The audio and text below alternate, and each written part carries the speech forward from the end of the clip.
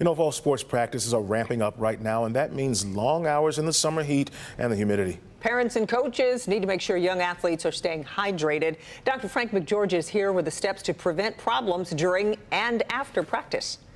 Well, you know, Kim and Damon, dehydration is basically a math problem. It's fluid in and fluid out. Now, dehydration occurs when an athlete has less body fluid than they need. That can be from not taking in enough before or during practice, or losing too much from sweating or maybe even vomiting.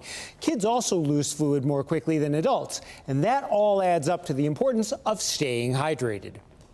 Fall sports begin in the summer heat, and proper hydration requires advanced planning. When we talk about hydration in your children, it actually starts the day before you start these two-a-day practices. So the night before, you want to have your kid drink a bottle of water. And even the morning before you go to practice, you want to drink another one, because you want to start your child with, or your athlete, with a full tank, being fully hydrated. Dr. Richard So is a pediatrician for the Cleveland Clinic.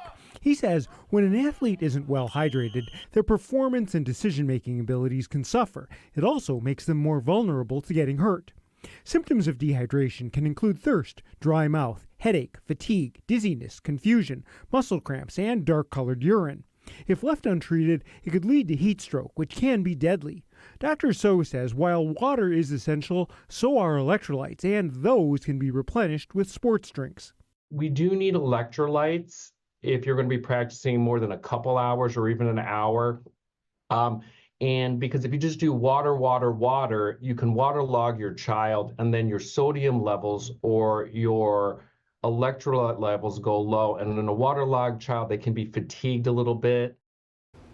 Now, Dr. So advises athletes to speak up if they notice symptoms of dehydration or pain and not force themselves to keep playing. But be aware, younger children often don't realize when they're getting dehydrated, and teens, well, they may be reluctant to say something. So it's important for coaches to build appropriate breaks into practice for hydration and to look for signs that athletes are not cramping up or that they're feeling well. That's really interesting, because I'd always heard that sports drinks are not necessary. So is it an exception if we're talking about young athletes that they do need these sports drinks? Yeah, kind of in a way. You know, I think, if kids are out there doing intense exercise for more than an hour, for example, especially in the heat, a sports drink can actually be really helpful to replace some of the electrolytes that they've lost.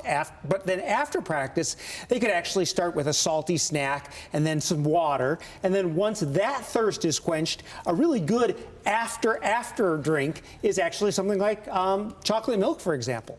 Interesting. But I do like the idea of the water and the salty snack, because you're avoiding the sugar that's in the sports drink. 100%. All right. Thanks, Doc.